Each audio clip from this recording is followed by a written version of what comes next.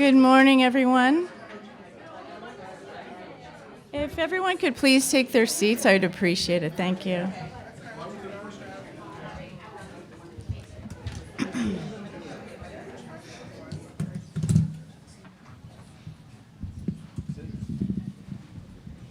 Good morning. Thank you.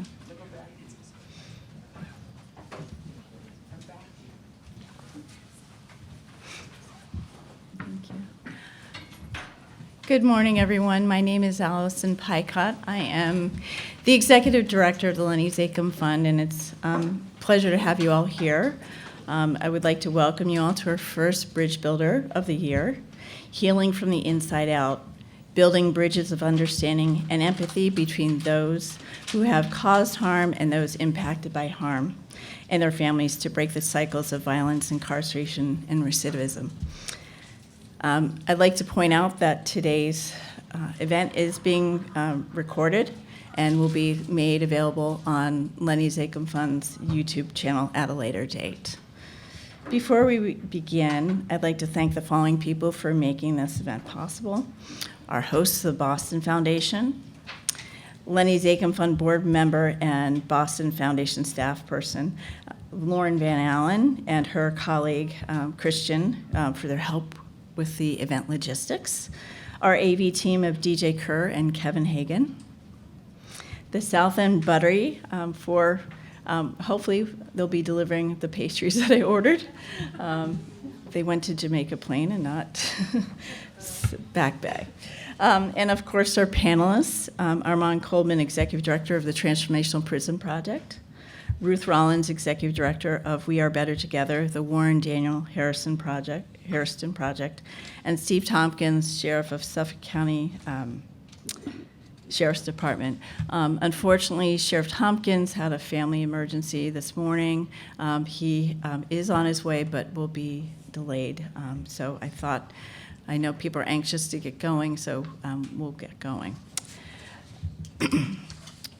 The Lenny Zakim Fund is pleased to convene this special panel of nonprofit and civic leaders who will talk about the inspiring work they are doing both within and outside the prison system with incarcerated individuals, those whom they have harmed, and their families to address individual and systemic harms that affect them all.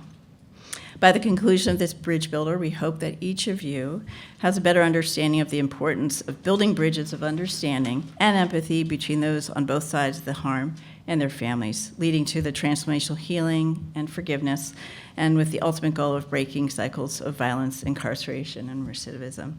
We also hope that today's Bridge Builder will serve as a call to action to those of you to get involved and support organizations like Transformational Prison Project, We Are Better Together, and the reentry programs offered by Sheriff Tompkins through the Suffolk County Sheriff's Department. I'd like to start by inviting our two panelists to briefly tell us a little bit about yourselves and your organizations. Armand, if we could start with you, and then we'll allow Ruth to speak. Thank you. Well, a little bit about myself. I came to this work while I was incarcerated.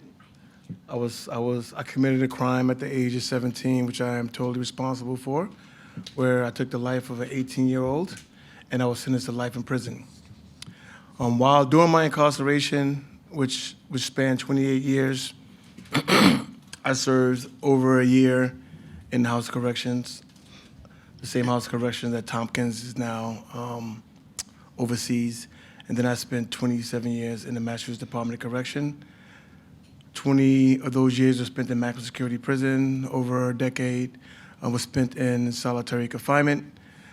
So I say all that to say this. The reason I became part of this work was that 20 years into my incarceration, I encountered something called restorative justice. At that point in my life, I thought I was on the path to becoming... Oh, I got you. Thank you. At that point in my life, I considered myself on the path to becoming what I thought was, what I aspired to be, was one of the greatest gangsters ever. And I was cool with that. I didn't know that anything was wrong with me. I didn't even know what trauma was. And then I encountered restorative justice. And we're going to be talking about like language later. But I remember one of the first groups I had, they asked everybody, if you think you're a victim, stand up, right? If you think you're a victimizer, stand up. So at that point, I stood up as a victimizer, and then it was made known to me, like all the things that transpired against me as a child, right? That means that I was actually victimized and hundreds of crimes were committed against me before I ever committed one crime. And it was at that point that I actually started to believe that trauma was actually real. I say this all the time, and I don't say this to be like crash, but I used to believe that trauma was something that white people made up. I thought it was a bunch of psychobabble. I didn't believe in it. But then when I actually was able to view a list of risk factors that was denoting all the things that kids encounter that could cause them to transition to criminality, I realized that I actually had suffered every single one of those things before I was even like 10, right? The only thing I didn't experience was having a parent die. So at that point, I kind of like decided that I had to give myself a chance, and restorative justice was the chance that I got. So after I spent several years healing myself, I then became a leader in the work and started healing others. Our work became so successful in the prisons that a nonprofit was founded while we were incarcerated, with the goal that when we came home as leaders, we could transition into leadership and bring this work beyond the wall. So that's where I'm at today. Thank you.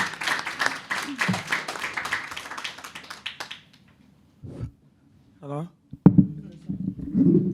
Make sure you bring it closer before you come up here.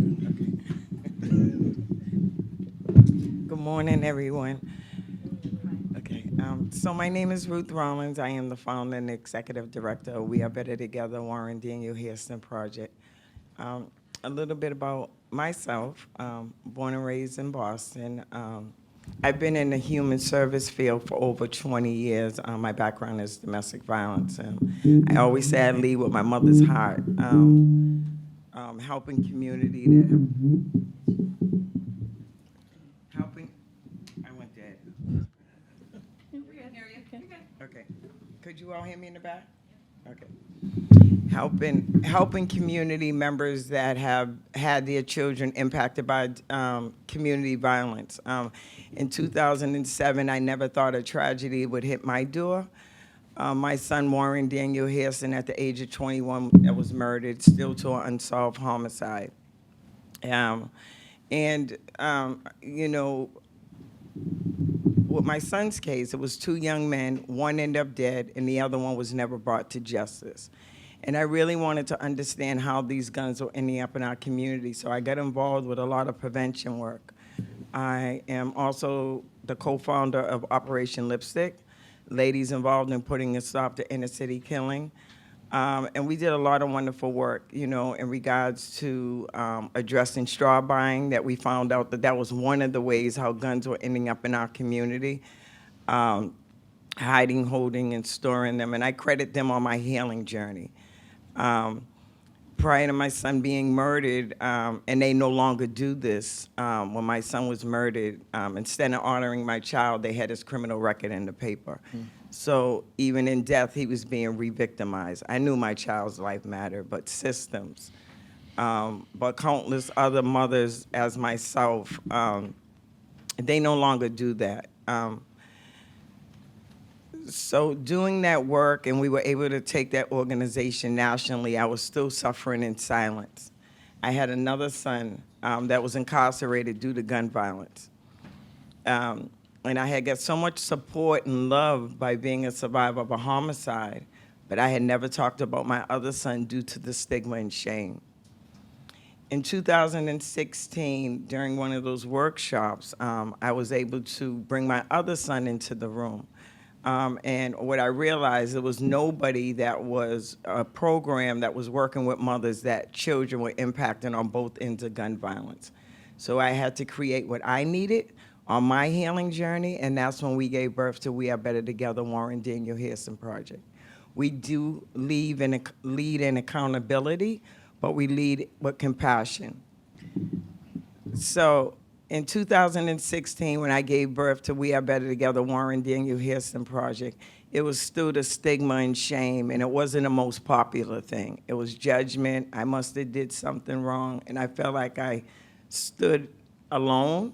You know, unfortunately, in 2023, systems, community has realized that what we do to one side, we have to do to another to interrupt the cycle of violence. A lot of the women that we work with are loved ones that were murdered to homicide, and also women that have loved ones that cause harm. In some cases, murder. But we believe what we do to one side, we believe we need to do to another. And I mean, as he shared, you know, what we realize most often, the victim is the person that has caused harm based on their own trauma as well.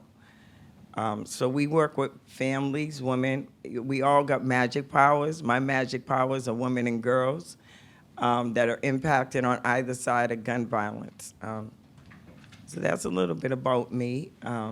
And since 2016, unfortunately, you know, our organization has grown tremendously. We take great, great pride in our non-judgment space.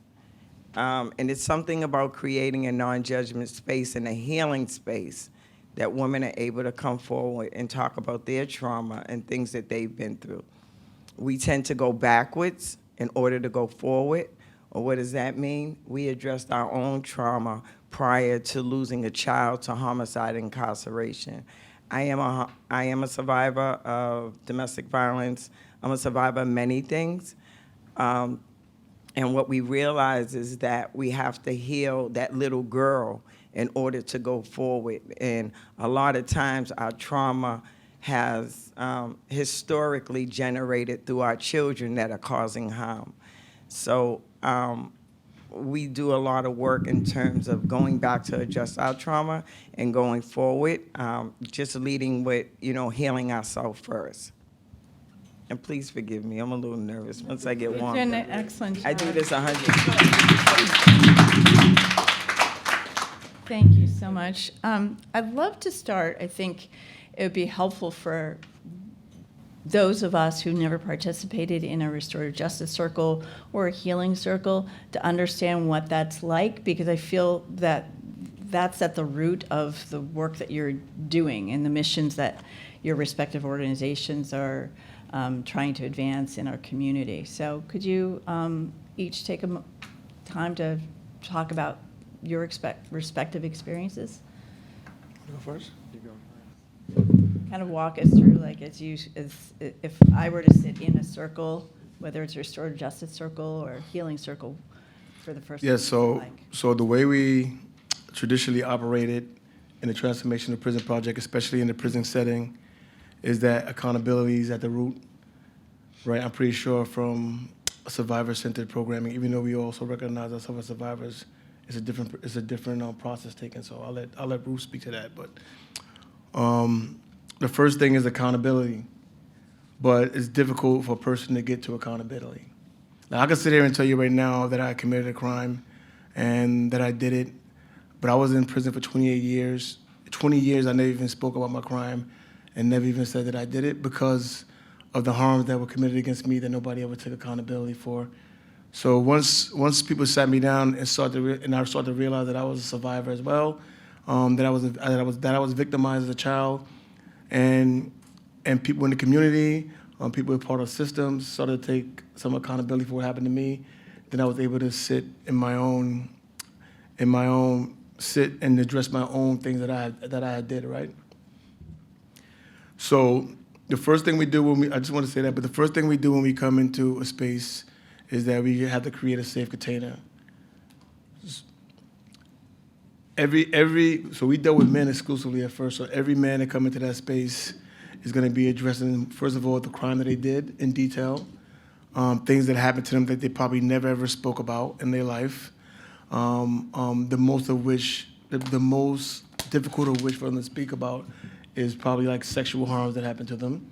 So the primary goal the first few weeks in those spaces is to create a safe container, building up principles and guidelines that's gonna like govern that space, and creating like a safe container where people can feel they can say anything and not be judged, say anything, not have the information divulged. Let them know they have full confidentiality and full support. So the immediacy of activating a process is like literally like just I'm going on and on because that's literally the most important part. If you don't start that part first, build that foundation first, you're not gonna have a process with integrity. One thing we also do is that we interview everybody before they even come into the space, basically to see what they did, ask if they could fully complete all the requirements of the program, and to see if they could actually take accountability for what they did before they even get into space. Because the primary goal of our flagship program, which we had, which is something called the Victim Offender Education Group, was at the end of that process was to have a survivor panel. So a survivor panel will be where somebody like Ruth will probably come in, and we will speak to what actually happened, what we actually did. But before you get to that process, you have to go through a process where you have to be able to learn how to use accountable language, be able to speak in a way that won't cause further harm to other people. But the process before you even get there is about you healing, you revealing, and you taking accountability for what you do. So it's all about building that up, and then people are allowed to actually come as they are and be as they are. Every process that we have has a process where you come in, you do a grounding, you do a check-in, you do several question rounds. If a person is set to actually speak that day about what they did or what happened to them, they would be processed. Then they would close that process, and then they will do a checkout and a closing. And that's this process that we actually use every single time when we do a circle space. I give it to you, Ruth.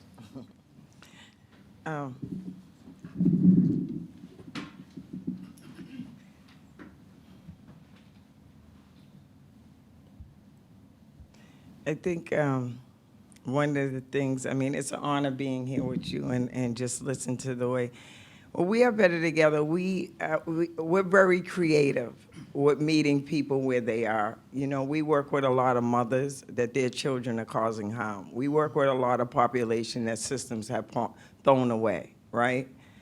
We believe that everyone matters, so always looking to create different ways of program. And again, we believe in accountability. You know, we believe in if someone has caused harm, that they need to be accountable, but we also lead with compassion.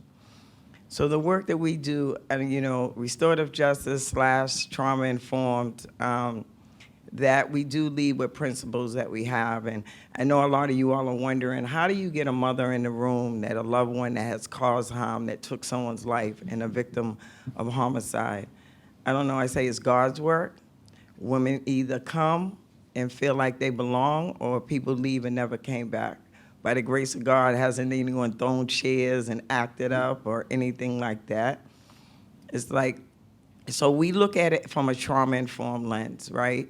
And as I mentioned, we go backwards to go forward. We have a tool that we address, and I like to call it historical violence, because we give people the opportunity to create their own truth. It's something about mental health triggers in our community. People say, I ain't crazy, or I don't need services. So we have a tool that we have people identify that little boy or that little girl, that first experience of any type of interpersonal violence, whether it was sexual abuse, domestic violence, abandonment, whatever it may be. And you have a mother that has a loved one that caused harm, and then you have a victim of homicide. And that mother that comes in and causes harm, she's sitting there all tight, and she doesn't know if she belongs. But as we do this, one of the tools that we use is that we say, what was our first experience with any type of interpersonal violence? Mm-hmm.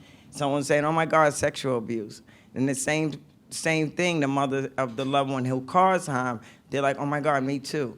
Sexual, you know, different types of trauma, and we call that building community in that space, that the same person that you came in and you didn't know if you hated them when you came in, at the end that you have compassion and you're creating unity. Are you all following me? Yes. So it gives them the opportunity to create their own truth. And then we walk them through all the way up into adulthood, and how that little hurt person is still part of them, who they are before having a loved one that caused harm to somebody, or before losing someone to a homicide. And I hate to use this language, but it's true, that shows up in adulthood. And I say guilt parenting. Guilt parenting, when we condone the gun violence, when we condone, like, our kids holding us hostage, and we condone some of the things that go on in the home based on what you've been through and the trauma that you've been impacted. So we believe that we have to forgive that person, and we have to help them to interrupt the cycle of violence. And most often, women say, Ruthie, I didn't do well with my older children. By coming to your program, I have an opportunity to interrupt the cycle of violence for my grandchildren. Because most often, especially with community, we just keep it moving, keep it moving, keep it moving. And we don't address past trauma. But we don't realize unresolved hurt, unresolved trauma is historically and it's generational that continues the circle. So we hold a safe space, and by the end of our circle trauma-informed workshop, that people are able to identify where it stems from. Oh my God, my mother went through the same thing, my aunt went through the same thing, and I can see how this is playing out with my own children. So now they have a name for it, and they can speak to their own trauma and their own truth. So something happens in that space, that now this woman, loved one that took someone's life, that's sitting there, and then someone as victim of a homicide, they're embracing and hugging because they can identify the pain. It doesn't mean that they forgive and forget, but they can lead with compassion. Thank you. I'd like to welcome Sheriff Steve Tompkins to the panel. And now having Armand and Ruth provided us with a foundation for understanding their work, I'd love to invite the sheriff to talk, first to introduce himself a little bit, and then to talk about the work that you are doing with both incarcerated and formerly incarcerated folks around addressing these issues of the harm they've experienced, but also the harm that they have caused, and speaking in particular about the Family Matters program you founded, and then the Picott Center for Reentry. Thank you. First and foremost, good morning. I'm sorry I'm late. I occasionally battle with vertigo, and if any of you know what vertigo is, like the room, like right now, you're there and you're there. But so it's kind of a tricky thing when you get in. My body has to settle down. But it's very interesting that this happened today when we're having a conversation about the criminal justice system, which I don't call the criminal justice system. I call it the criminal legal system. Because if you don't have the fiscal resources or the relationships, you might not get the justice that you desire or deserve. And so to me, it's the criminal legal system. And when I talk about vertigo juxtaposed to that, I think that our legal system is also spun out of control, particularly where it pertains to black and brown men, to tell you the God's honest truth. And so what we try to do at the Sheriff's Department is several things. One, we look at the situation of the people that are with us. And unfortunately, a lot of the people that are incarcerated now are suffering from mental health issues or substance use issues, and frankly should not be in jail, to tell you the God's honest truth. We can help them as best we can, but that's not what we were built to do. But actually, we are building those systems now because so many of our residents, and I refer to them as residents, I think inmate is kind of condescending, although that may apply to some people. A lot of these folk should be in a facility that caters to their ills on a full-time basis and not in jail. That be the case, about 70% of the people that are with us have some interactions with illegal substances, whether they're using them or selling them. 65% of our population is black or brown, and on any given day, I have between 1,000 and 1,200 individuals in my care and custody. What is about 38% of our population suffers from, okay, thank you, sorry. About 38% of our population suffers from mental illness. 24-25% of our ladies are dual diagnosed, meaning that they suffer from both mental illness and substance use. And so, you know, if you have a mental maladjustment or you're trying to sustain, you know, the habit that you may have, and you do something untoward, to throw you in jail, I think is a bit draconian. And we talk to legislators repeatedly about the fact that they need to establish more beds, more resources, more services outside of a carceral setting for individuals. Now, Allison just referenced a couple of the things that we're doing, and let me know if I'm running on that, Awesome. About a year and a half ago, we made a proposal to help the folk on Mass and Cass. I think some of you are familiar with what's going on in Mass and Cass. And it actually got up and running until the ACLU, Prison and Legal Services, and others said that we were criminalizing people. And our thought was, the winter's coming, it's going to be very cold, I have space, and so we can have people come in, have beds, food, clothing, family reunification, and the like. The last thing we were trying to do was criminalize people.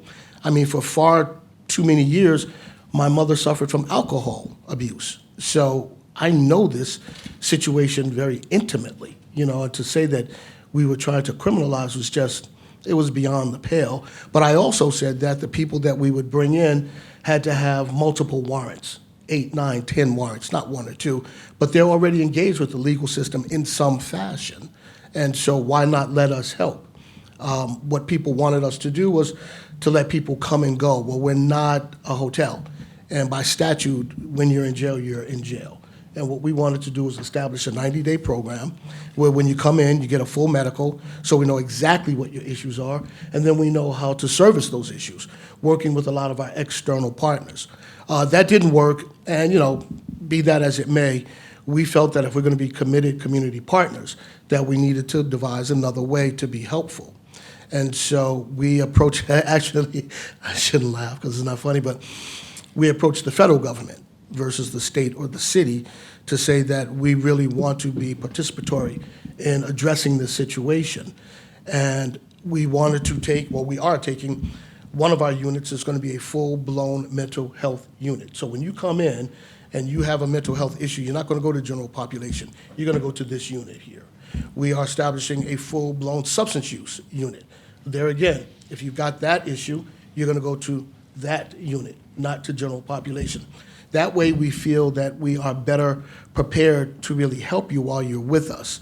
I can't mention the name of the major hospital that we're talking to about working on this. We're close, say a prayer, we're close, but we haven't gotten there yet, but we're going to work with one of the major hospitals in Boston, plus a consortium of the community health centers. And so one of the things that folk tried to say when we tried to help out the last time was that officers were going to administer medical care. Well, that was the farthest thing away from the truth, you know. Now, we have officers that know medical issues and know how to deal with them, but that's not who was going to service this population. So we felt that we needed to go out and find an established medical entity so that that portion of the conversation could also go away. So, you know, I'll sum up by saying that we feel that given the fact that we are, I call it public advocates, I don't like the word servant, we are public advocates, and the taxpayers pay our salaries. We believe it's incumbent upon us to address this issue in a real holistic way and try to work with people to get them to a place where they could sustain their own livelihood, get back together with their families. And jail now is not what it used to be, my grandfather's age. You know, you don't just get to walk somebody to the door, pat them on the back, and say good luck. The recidivism rate, the time which people keep coming back and forth, is about 46% in the Commonwealth. So we know this Friday that about half of the people that are with us that will leave on Friday will be back in 3 to 6 months. We know this. This is a fact. This is not a guess. And so as a society, we really need to address that and be very serious about coming up with something that's going to remedy that. And can you, given the recidivism rate is that high, can you talk about how you're using programs like Family Matters and the Reentry Center to address that, and how organizations like We Are Better Together, the Warren Daniel Harrison Project, and Transformational Prison Project could partner with you in those common goals. So when I was running for office in 2016, more than a handful of people approached me to say that they weren't getting the services that they thought that they should be afforded by a number of the social service agencies. And because of their situation, they felt that, and this is them saying it, not me, that people were looking upon them as they were less than, and so that there wasn't an urgency to help these individuals out. And I thought about that, and I grew up in New York City and Harlem, in the project single-parent household. And so I could kind of identify with that kind of sensibility. And so what I thought was we'd create a program, which we call Family Matters, where we've said to individuals that are in our care and custody, we want to work with the entire family unit, not just the individual that has been remanded to us. We can't do that unless the family gives us written permission, because they are not under our jurisdiction. But once they do, we can then more intimately work with that family to introduce them to the social service agencies, because a lot of people actually don't know that a lot of these agencies even exist. Introduce them to these agencies and work with them and act as an intermediary. And so if said agency is not coming forth with the services that this family or this individual thinks that they should get, they get a call from the sheriff's department, and they're going to answer our call, and we say, look, we want to help out with whatever the situation is with, Jane or Joe Public. If that doesn't work, then one of our caseworkers actually goes to that social service agency to have a face-to-face conversation and say, how do we strengthen this family? How do we strengthen this individual? And, a lot of times when people go to jail, for a variety of reasons, family members sometimes disconnect, because they've been through that spin cycle, particularly those that may have substance use issues. But they still love their family member and want to be engaged, but they throw up their hands because they're just not getting any furtherance of trying to help them out. And so we've had really good success with Family Matters. In fact, we've had people contact us that aren't even in jail. They're not in our care and custody to ask, how can we help? And we do. We refer them to different agencies. The Picott Reentry Center that you just referenced is a center that we've put together, something like what the city of Boston has with their reentry center. Ours is a little more in-depth, where we actually invite our partners and social service agencies to come in and meet with the residents that are with us 3 to 6 months before they leave. And the reason that we do that is when said individual leaves, we want to make sure that they can make a warm telephone call versus a cold call, that they can call somebody that knows them and knows of their case, frankly. And we did a quiet open. It's already up and running. We're going to have a bigger announcement in a couple of months. We wanted to do a quiet opening to make sure that any sort of hurdles that come in our way, we want to be able to navigate that and get around those before we go wide, to let everybody know that we're doing it. But it's been great. And what we ask the residents and the service providers after their encounter with each other is to just give us a couple of sentences, give us a little paragraph about that engagement. And so we know what worked and what didn't work, frankly, and so that we can be better prepared to offer those services. And I'll stop here, Allison, where when we've talked to a number of the unions, a number of their trades, and the trades, in fact, Sean O'Brien, who is now the international president of the Teamsters Union, said to me, he says, we don't have a problem with people that have been incarcerated. A lot of our members have been incarcerated. What we need to know is if somebody's going to show up either for a job or apprenticeship, that they understand how to comport themselves professionally on a job site, professionally. And so we actually created a program inside the facility to prepare people to work on a professional job site. A lot of these folks have never worked on a professional job site, so how would they know how to to handle themselves if they've never been in that environment? And so we run them through the whole gamut. Beyond just resume writing, when you're talking to someone sitting in front of them, look them in the eye, sit up straight, make sure, I'm not trying to be flip, but with the young men, don't come in with sneakers and T-shirts and your pants hanging down around your thighs. Come in like you're ready to work and that you want to be professional. And the unions have agreed to come inside and hold seminars with individuals, both men and women. And it's interesting, the painters union would rather have women, actually, because they said the ladies are more responsible, which we thought was kind of interesting. And so we're doing that, and we think that, a year from now, it'll be a lot stronger than it is now. But these are the things that we have to do as a society. I think that if we don't check ourselves now, we're going to wreck ourselves in the future. And so that's what we're about doing. Thank you. Ruth and Armand, excuse me, do either of you have any comments or thoughts in terms of what the sheriff said, in terms of the opportunities that they provide to their residents or formerly incarcerated people that dovetail with your work?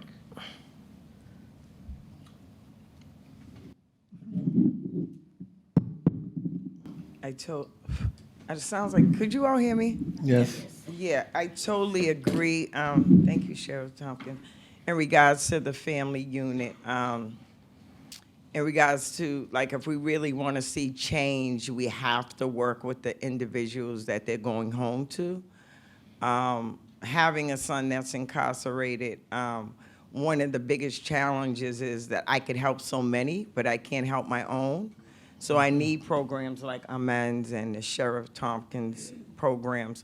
One of the new initiatives that we just did that we realized that caretakers, we got a big grant from the state, and one of the things that we do believe that we are better together and we work with families on both sides of gun violence.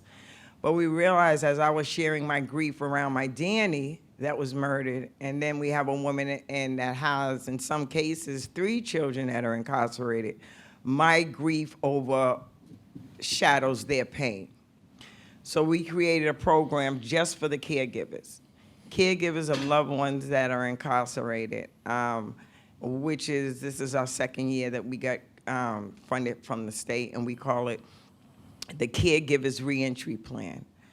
And what that does is that supports them on their journey, and everyone's saying reentry, a lot of our women are formerly incarcerated, but it introduced them to re-enter, like, to create a plan for their self. Because a lot of times when the parents, the caregivers are doing time with their loved ones, their mission, what they want, is often left behind. So we're able to create a reentry plan for them, whether it's spiritual, whether it's sisterhood, whether it's getting a job, reintegrating back into community. A lot of the caregivers say that, they suffer in silence. That in the aftermath of a homicide, you get flowers, the pastors come, but when your loved one's incarcerated, the phone calls stop and you're re-victimized and you're stigmatized. Clementine Cherry Tina, I will quote her, she calls them the silent survivors. So we created an opportunity just for them, and the program has just been going awesome. You guys are invited to our graduation too, June 17th. It just showcased that what we've been doing.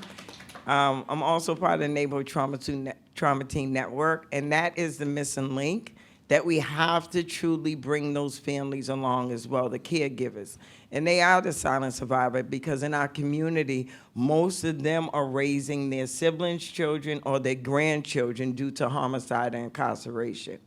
So if we really want to interrupt the cycle of violence, we have to address both sides, because those babies are our next generation. So we've created space for that, and we partnered. So half of the program is based with them. We work with 4 clinicians, and we're working with them, around, whether it's job readiness, trauma-informed support. And then the other half is that we're bringing in providers, whether it's federal parole, probation, DTA, about benefits, so they could have the resources so when their loved one comes home, they can support them versus them just hanging around and sleeping on the couch, right? So we're equipping them with tools so they can have and support their loved one re-entering back into the community. So I agree, we have to continue to work together, in regards to working with families in systems and a holistic approach. Very often the funding goes towards the youth, but we never think about who they're going home to, right? And a lot of them are going back to generational trauma or generational violence. So it's really important that we invest into that household if we really want to interrupt the cycle of violence and make a change on recidivism, on violence in the community. Because most often, and the men set the tone with it, most often, depending on what end of violence prevention you're working at, you may be having the victim's family 1 week and then the person that caused harm the next week. And 9 out of 10, we know what's going to happen in several years because they have 3 small children as well. So as a whole, as a community, as system, we must continue to address it in a holistic approach. Thank you. I'm gonna just say first of all, thank you, Sheriff Tompkins. Good to see you again. And I wanted to say, first of all, I really appreciate Sheriff Tompkins. When we were running our program inside the prisons, he's one of the top he is the top law enforcement and corrections in the city, and he came to our program inside of Norfolk, and he connected lovely with the men, right? I've never seen that happen before for a top law official like that. So, but one thing I want to touch on is recidivism, right? And my good friend who's here today told me one time, she said, trauma will rob you. So I don't care if I would have got out 10 years ago, you'd have gave me $10 million, you'd have gave me 10 jobs, you'd have gave me 10 suits. If I didn't go through that healing process that I had to go through, I would have continued on my path. Nothing would have changed. The biggest, most effective program for recidivism is restorative justice, hands down, period. And I know that because I was considered like one of the most incorrigibles in Massachusetts. I was said I would never come home. It was said that I was the worst. And that program interrupted my process. And a lot of men and women followed me into healing as well. And that's what we do. We do healing work for the whole being. And I'm also appreciative of Tompkins because we just finally got into the reentry center doing healing work with the men who are actually on the front end of coming into incarceration, or like he said, 3 to 6 months, they're coming home, and it's been going great. We're only 4 weeks into the process, but the goal for everybody that's in my organization, most of the men who are lifers, most of the men who took lives, their job is to, like, you know what, interrupt people from going into the system so they don't have to do 20 and 30 years to get the same healing work that we got. But like we said, hurt people, but I also think that broke systems break people. I did a year in the House of Corrections before Tompkins became the sheriff, and I could tell you that the conditions that were there, I could tell you that the attitude of the officers that were there, that did a lot to break me and put me on the path that I went on. And as I speak to the men that are in there today, they feel the same way. I was like shocked. Like I had a birthday party. I mean, I had a birthday party, but tomorrow's my birthday, right? Thank you. Tomorrow's my 50th birthday. I've never celebrated a birthday in my life. When I went into prison, when I went to the House of Corrections yesterday, there was another young man there who was having a birthday the day before, and they kind of acknowledged my birthday. That was the first time that I ever sat in a space and people acknowledged my birthday. But I'm sitting there talking to them about like what they're going through, and I'm realizing some of the same conditions of excessive force, of lack of programming, these are the same conditions that existed like when I was incarcerated right there. So, and I'm happy that you're here. I'm happy that you listen because I know that we have an audience with you and an ear with you.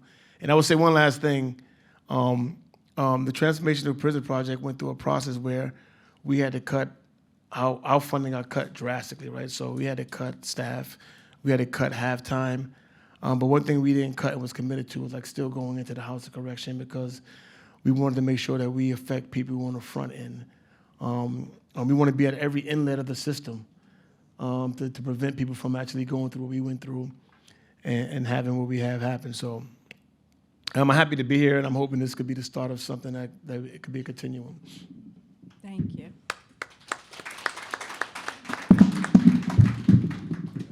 the time that we have left, I would love to open it up to questions from the audience. We do have a microphone, so let me just pass the mic.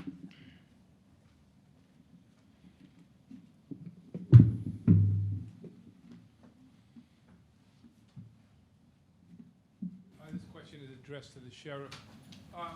You talked about 54% of the people who are let out of prison stay out of prison, and 46% have come back. Can you talk a little about, except for if you have family support, we know that that's so important, but what are the factors that are keeping that 46% coming back, and what do the 54% have in common? Well, what leads to people coming back is oftentimes when they leave, they don't have anywhere to go, you see. In bad weather, we've had people commit minor crimes so that they would have a cot and a meal throughout the winter. We've had people commit some crime because once you go to jail, we become your primary health care provider. And so the taxpayers can pay the freight for whatever malady, whatever they have, whether it's a common cold or a kidney operation, you see. I believe that we as a society, unfortunately, as you were mentioning, talking about working with our youth to deter them from actually falling into the criminal legal system, I don't think we do a good job of that. When you have, like I said, I came from a broken household also. When you have mom who may have 2 or 3 or 4 kids and a couple of jobs, it's kind of tough, and some of these young men and women hit the streets and the streets become their family. And when the streets get you, sometimes you can go in the wrong direction. And so what we try to do as best we can when people leave us or while they're with us is to help them secure some type of employment and help them secure health care benefits, as well as getting something as small as an identification card or a license, which they need. Housing is a big nut to crack, and we really can't, we haven't been very successful in that. We try to work with agencies that do provide housing. But the thing here is that as people leave, they need to be able to go to individuals or an environment that's healthy, you see. And that's why with the Family Matters program and what we're doing with our reentry center is to establish those relationships that would be beneficial to them so that when they get out, they're talking to a friendly face, or at least a person who knows their situation. And unfortunately, in the absence of that, things happen and people come back. Thank you. Thank you. Thank you. Another question? We're just going to pass the mic just to make sure. My question was around the people who are in the Family Matters program. You mentioned the general population had a recidivism rate of 46, as has been magnified. What is the rate of those who have gone through the Family Matters program? 7%. Pardon me? 7. 7. You're not screaming it loud enough. I'm glad you asked that question. Yeah, 7%. Yeah. Yeah, we feel pretty good about that. Thank you, everybody. I appreciate you all for coming. Sheriff and Miss Ruthie and Armand. I was incarcerated with Armand for many years. And it's true that, if the thought was that Armand and people like him and like us, we would never come home, right? So to see him out here doing this work is a beautiful thing. I'd started doing similar work while I was inside. I started a project called Explanations from Exile that highlights the experiences of precarceral experiences of individuals incarcerated for violence, right? Which we know makes up the vast majority of the state prison populace. But everybody that gets into state prison has to come through the county first, right? I was incarcerated for a homicide, so I was on the murder unit, right? And a lot of individuals that come, statistically, we know that a lot of individuals that are committing violence and coming from urban communities are suffering with mental health conditions, right? So as you said, I was heartened to hear that There's going to be a mental health unit. But I wonder, like, would that only be for individuals like severe mental health conditions? Because a lot of individuals who are going to be coming in with violent crimes are going to be coming in with mental health conditions. So I'm just wondering, what's the plan to address that? No, you don't have to have a severe mental illness. You just have to have difficulties that you can't address by yourself, and you need some help. In fact, I'll just sidestep for a second. With the Picott Reentry Center, that is also open to people that are no longer incarcerated. They may have been formerly incarcerated, but they can come in and also have access to those programs. But we feel that whatever the issue is between your ears, whether it's severe or not, need to be addressed in not just a holistic way, but in a consistently holistic way. And that's why we want to introduce folk to the agencies that can continue that care, because in the absence of that continuum of care, people could and oftentimes do relapse and come back. And so we think that's very important. But I'll take it a step further. We are also offering the mental health services to our officers and our employees, because a lot of these individuals, when you're in a carceral setting, it's like you're in jail also for 8 or 16 hours a day if you're doing a double shift. And, it's not unheard of that these individuals suffer from PTSD also, you see. And so if we're going to be really serious about doing this, then we have to look at both sides of the equation. It's not just about the people who were remanded to our care, it's about the caretakers, so that they understand what these folk are going through. And I will say this also. We have about 3 academies every year, and 2 years ago, I charged my human resources department to go out and recruit individuals with a sociology, psychology, medical background to be officers. We no longer need G.I. Joe and G.I. Jane to be officers. I'm not saying anything untowards about veterans or anything like that, don't get me wrong. But if you're going to be in that type of population, in that setting, you should have some idea as to how to talk to people, And if you want to come at them aggressively, that doesn't often work, But if you come at them compassionately, and that's basically what people are looking for, is to be heard and have some understanding, but then to have that, whatever the situation is, worked on, frankly. And so I think it's very important that our workforce understand that also, and be held accountable to really working with the individuals that are suffering from those issues. I can stand up here. I came from a broken household and Can you just raise your microphone? and a project setting. Our family, my father, I guess, feared the social services groups, afraid that they'd take his children away. How do you bridge that? If it's still like that, maybe it's not. We don't have that type of interaction with the state or the city insofar as taking their kids away. So unfortunately, I can't really answer that with any real clarity, because we don't. Unless there are fear factors in that, but here's the internet. People don't know about those agencies. I understand. Right. They're not aware of them. But is there a fear factor in getting involved in the system? Yeah. So I think, thank you, Sheriff Tompkins. And just really honoring the grassroots and really meeting people where they are. And that's what we talk about, what we are better together, and the man you can speak to.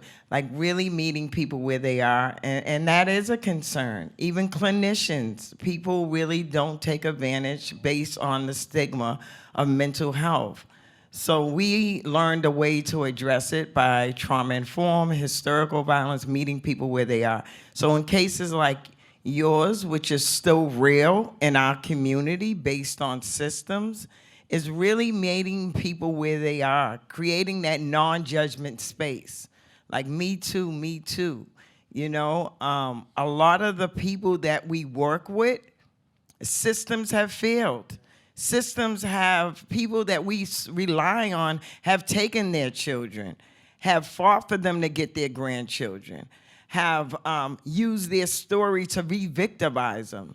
So I think that's one of the things that We Are Better Together does so great, is holding spaces for those people to connect. So we have clinicians that work with our clients up to 3 to 6 months to introduce them to clinical care. And the goal is to pass them off to their primary care provider or another provider that can support them. But you're right, there's a large population, no matter what we have in place, does not trust the systems. You know, not only are we healing from harm, we're healing from systems. So we have to continue to do the work that we're doing, especially on the grassroots level. Thank you. I think that goes back to what I was saying, that broken systems break people as well. And one thing that we did, the Transformational Prison Project, and it came from a model of the youthful offender model, right?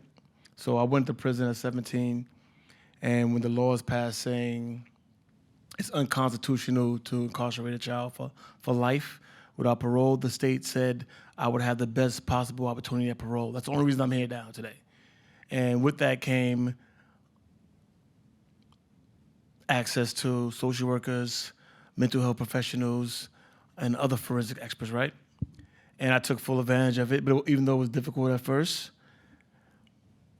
But everybody that's of the youthful offender group cohort has that same opportunity. So what we did at the Transformational Prison Project, we wanted to put a premium or focus on youthful offenders because I'm a youthful offender. That's one of my things that I'm really passionate about.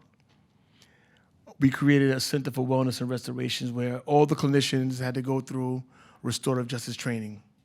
They all went through restorative justice training, literally to address what Ruth just said, that people don't trust these systems harm people, so they need to actually literally come to terms with that and learn how to practice in a restorative manner. And we was fortunate that the Urban Family Trust gave us a donation that was allowed us to pilot it or fund it for 9 months to literally do what we needed to do. We had 3 clinicians here. One of our clinicians here today, our director's here. We also had a formerly incarcerated person who's also a clinician. And our other 2 clinicians they have worked in the system before, so they know how to work well with people who are incarcerated, right, or formerly incarcerated. And like I said, that's a real thing. People don't want to be in space with people who they feel are going to cause further harm. And I actually believe that those projects actually do cause harm. And I'm going to tell you why. And I'm trying to make it a brief story. When I came home, our organization already existed. It was not functioning the way it was supposed to exist. And I worked towards that end. So anybody that comes home after a lifetime parole, you're mandated to see a mental health professional. So I was seeing a mental health professional twice a month. And I went to my mental health professional after a year, and she was asking me, she said, how's the Transformational Prison Project going? Is it getting off the ground? I said, no, we're doing good work. She's like, okay.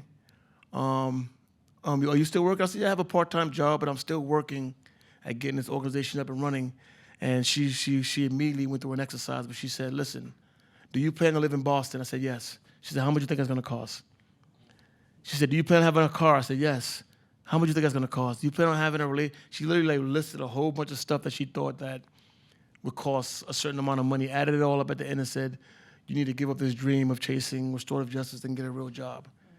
But for me, that was it could have been harmful, but for me, all it caused me to do was triple my efforts and go even harder. But it also awakened my mind to something, is that I was not the first of my, I'm a co-founder. I'm not the first of my co-founders to come home. I'm the third. And they all had the same type of experience that I just had with that mental health clinician when they came home. And I remember I met one of the guys, and I was like, yo, why you didn't follow the blueprint that we set inside? And he literally told me, yo, I had to get a real job. I couldn't afford it. And I was like, wow, I wonder if that was him talking or that was his mental health person talking, right? So we're committed to administering and giving services in a way that's not gonna deter anybody from what they need to do and how they need to do it. And I want to say one more thing too about what the sheriff said is, Like MCI Norfolk was transformed by restorative justice, and it was transformed to a point where even guards were going through the process. And the way that MCI Norfolk worked and that community model was because the guards did not go through the same. When it was founded, the guards didn't go through the same training that other guards went through. They wanted to get rid of the guard mentality and build a community mentality. So we actually started doing circles with the guards until the guards union said, we don't want them in that space. It's a security threat. But it wasn't a security threat. What it was causing was people to become more connected. I mean, you've been in the space, so I don't even got to tell you. It was causing people to become more connected and look at each other as not as enemies, right? More as community members.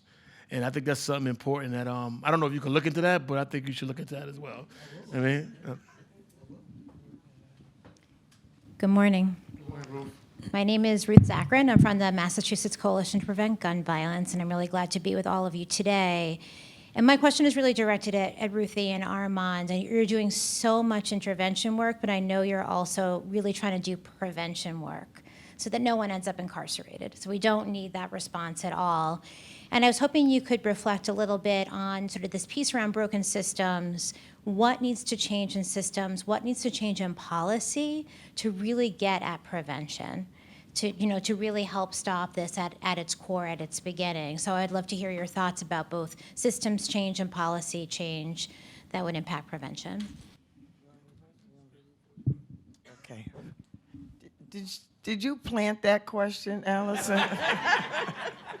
Real quick. So so again, we're all about what we do to one side, we have to do to another. So we're working on policy for the caregivers. So one of the things that we realized that, under victim witness rights, most often than what happens in the aftermath of a traumatic event, whether it's a hospital shooting or whether it's the courthouse, the victim always gets, I'm not minimizing, they get the tissue, they get the quiet room. Then you have the caregiver, most often the mother or the grandmother, that's stigmatized or dehumanized on the other side, right? I believe that the same systems need to be in place for the people that cause harm. Not to say that they don't get held accountable, whatever that looks like, a high bail, whether they're holded, whatever it may be. But that grandmother that's in court 9 out of 10 with all the grandchildren with her, she needs a quiet room and she needs tissue as well. So that's something that we're working on, we need help on, that we want that to be in place for the caregivers, because most often we don't realize it. The mothers, the women hold the power. They are still killing in honor of my son 17 years later. 9 out of 10 after a homicide, all these children show up. And if you have a broken mother, if you have a hurt mother, and they're talking about revenge and however way, they lead a lot of this ongoing generational trauma of gun violence in our community, right? Not to say that, or they contribute to it. But if we heal a home, we can heal a village, right? If we lift them up, we can interrupt some of this, because we know where the next shooting is coming from based on the family dynamics. So I don't know, I can go on and on. I have a lot of passion about that. And don't get me wrong, and I know a lot of people, because society, we either choose the victim or the person who causes harm, right? But again, being a mother that have lost a child to a homicide and also have a child that is incarcerated, by no means am I not talking about accountability. But I need it and I want it. The same compassion that I got for my son, I want it for my other son. So we have to continue to create spaces that we're working with systems challenging the narrative. So Ruth, you said that. I just have a lot of passion around that, because I truly believe we have to work on both sides.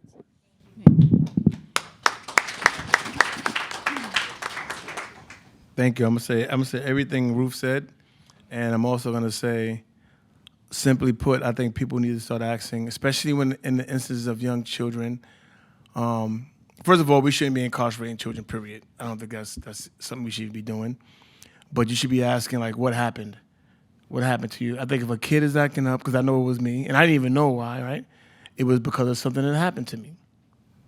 I think, and again, I was like literally committed to living the rest of my life as a gangster until I realized that I was living out my childhood traumas as my adult. So once that question started asking, I started processing that. That's when I started to change.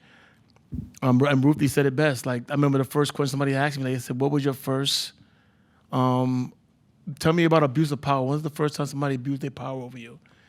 That first exercise allowed me to see, like, literally, like, why I stopped going to school, why I stopped loving my mother, why I started fighting, right? And once I realized, like, wow, it wasn't really me doing, but it was really me from that moment that literally determined the rest of my life, that's what made me like, wait a minute, I want to get control of my life back. And it made me work. I would say, as far as systems, like even the House of Corrections, even the Department of Corrections, I've gotten to many confrontations with officers for the simple fact that they always tell me, and this is when I was even ignorant, right? I didn't know nothing about restorative justice. They would say, yo, you're here to be punished. I'm like, dude, I'm not here to be punished. Me being here is my punishment. I mean, they should take up a different position. I think it starts at the top. Like, you know what? People are not here to be punished. Being here is their punishment. We're their caretakers, and we're supposed to help them get healthy and get right. That's, I think, a mentality that needs to be changed in all the Massachusetts House of Corrections and Department of Corrections.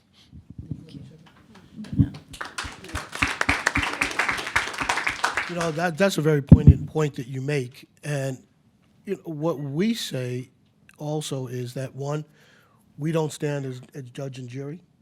People have asked me, what do I think about the broken criminal justice system?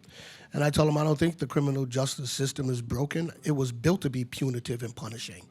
And that's the way officers have been trained for decades, for far too long. That's why we're trying to break that. You know, and they really believe it because that's how they were trained in their academies, is that you're supposed to be punishing and punitive. But you're dealing with human beings and human beings' lives and their families. And you can't comport yourself that way. But that happens far too often. And listen, it definitely, you know, as mightily as I try to change that dynamic at my facility, I know it still goes on. You know, I know it still goes on. But one of the things that we also do in our academy, which I referenced a little bit earlier, is that in each academy, 50% of the people in the academy need to be black or brown. They need to be black or brown. Because 65% of my population is black or brown. When we first got there in 2002, 18% of our workforce was black or brown. Now that's in the lower 30 percentile. Okay, and so you have to have that, but also 50% of our academy needs to live in Suffolk County. And the reason for that is you can talk to a guy or lady some off-color way if you know you're never going to see them because you live in New Hampshire or Maine, right? But if you live in Suffolk County and they live in Suffolk County, well, you might bump into them and stop and shop. Then what happens, you know? So you need to right? You know what happens. But that's why while folk are, you know, on the inside with us, they need to be treated with compassion and respect, you know? And so we think it's highly important that people from this community work in our facilities because the vast majority of the folk that are with us live within 5 miles of our facilities. So. Thank you. So, Toy, I know you have the mic, and then we'll pass to Anne Marie, and then I think Kim had her hand up. Okay. And then I know we're getting close to time, so. Good morning, everyone. My name is Toy Burton, and I'm the founder of Didi's Cry Suicide Prevention and Family Support, and we're the only or the first BIPOC suicide prevention organization in Massachusetts. So as you was talking about the percentages of the criminal justice system, is there a percentage for suicides? What's the suicide rate? Well, you know, so since I've been at the department, I've been there since 2002. I've been the sheriff since 2013, and although it's far too many, in my facility it's about 1.5 a year. Suicide I think, and you can correct me, might be more prevalent on the state side. A lot of our folk are short timers, meaning that folk in the county system, if your sentence is 2.5 years, and you probably know this, 2.5 years or less, you're remanded to a county system. On average, guys are with us 12 to 14 months, ladies 6 to 9 months. And so they are going to get out. But we have had suicides, and we work mightily to identify people that when they come in, that's a suicide risk, to make sure that they're put in a different unit so that they get the continuous daily care that they need so that they don't. But then we also do rounds every 30 minutes, and some of our guys have been negligent and haven't done it every 30 minutes. But we do it every 30 minutes as a wellness checkup to make sure that folks are not harming themselves. But in the macro, I don't, and I'm sorry, I'll get it to Allison. I don't have the statistic of suicide in the Commonwealth, maybe two of my panelists do, but I don't. Yes, so I did love what you said, because we know that addressing mental health is suicide prevention. So thank you for having those components inside where you work. Anne Marie? We're going to pass to Anne Marie, and then we're going to pass the mic to Kim. I'm hesitant to ask this question because I think it may take us in a completely different direction, but I'm hearing restorative justice, compassion, respect, et cetera, meeting people where they are. I'm wondering if there's a spiritual component to your programs that you could talk about more overtly. I'd be really, really interested to hear about that if you are able to talk about it. Thank you. Thank you.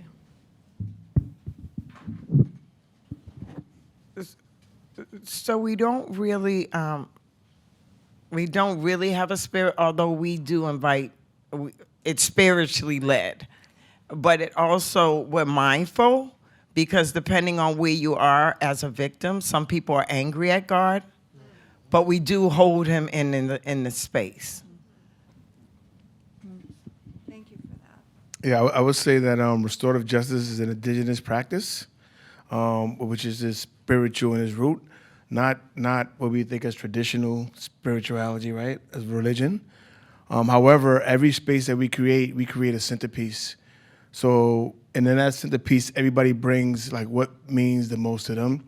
And then mostly, people would have, even when we did the house correction, people would bring crosses, right, because that's something they represent. And even when I did my space, I brought what my spiritual path was, and I put it in that space, and that space was respected. And the reason I like a circle, actually, is because anybody, and Truth could probably speak to this, a cipher or a circle is very, very crucial to the spiritual culture that I practice. So it's all there, but we don't prefer any denomination at all. We have clergy come in all the time. We cater to every denomination. We think that's highly important and highly beneficial to have clergy come in and sit with folk to talk about whatever they want to talk about. So yeah, we do that every day, day in and day out. Thank you. Training program for the clergy so they understand trauma? A lot of clergy already understand trauma, frankly. So no, we don't have a training program for that, but they come in and they do yeoman's work. They really do. This comes from the big guy upstairs. He's prepared them when they come in, but we don't have a training program for it. We'll take one more question, I think. First there, thank you. Hi. Thank you all for the work that you're doing. It's really inspiring.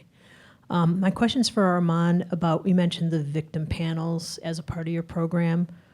Are those victims of those crimes of the folks that they're sitting with, or are they just sort of general victims speaking to general population? What I refer to as the survivor panel. And on the survivor panels, and first of all, in the Department of Corrections, you're not allowed direct contact with the person whom you have caused harm. That's not allowable. So the model is a surrogate model. So you would have, like she mentioned multiple times, like it's about doing the same thing on both sides. The first person I ever heard said that was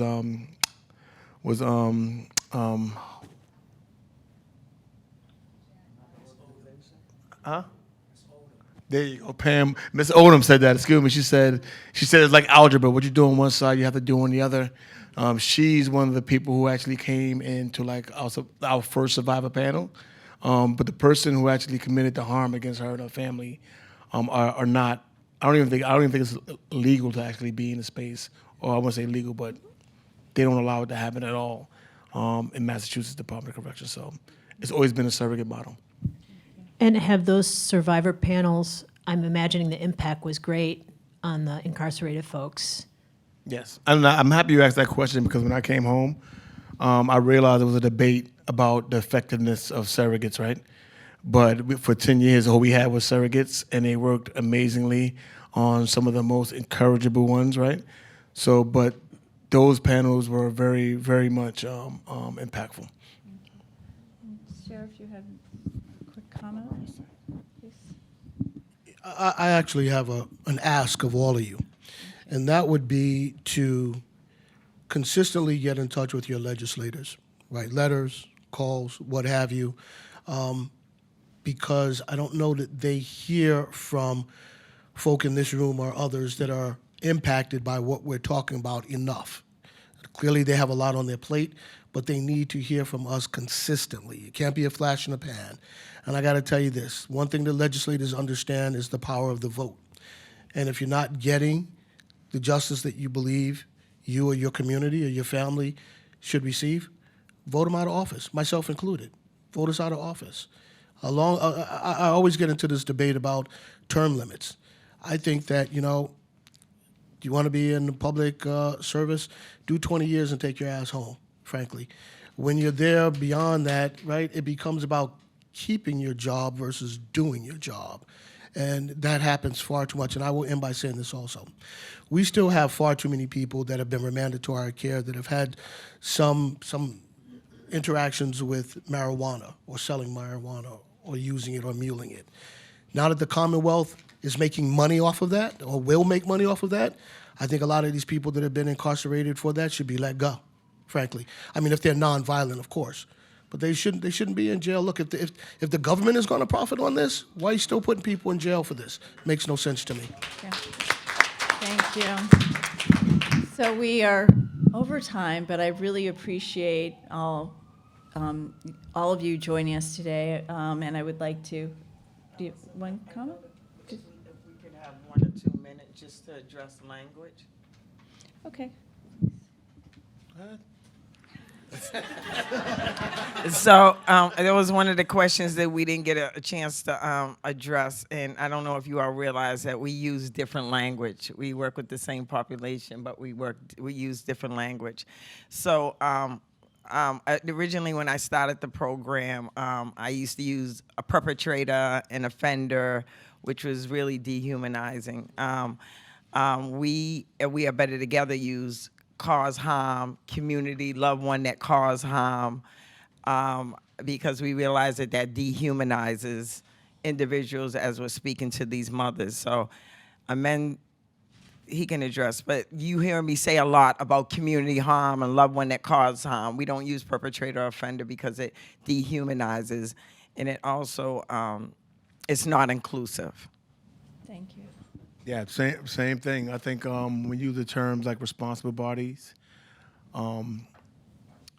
it's kind of like it's not something that's negative. To take responsibility is like one of the hardest things you could ever do.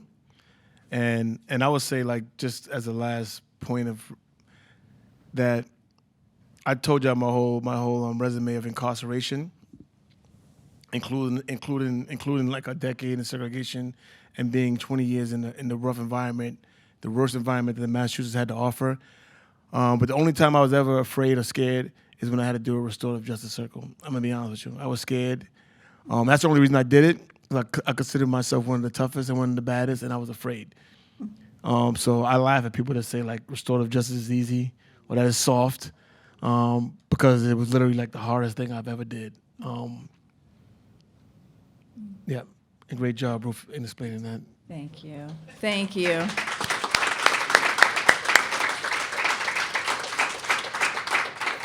So thank you all for coming. Thank you to our panelists, Armand, Ruth, and Sheriff Tompkins. And also, thank you to the Boston Foundation for hosting us today. Thank you. Take care.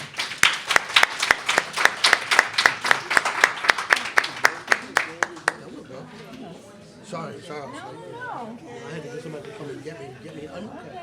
But yeah, that happens every now and again.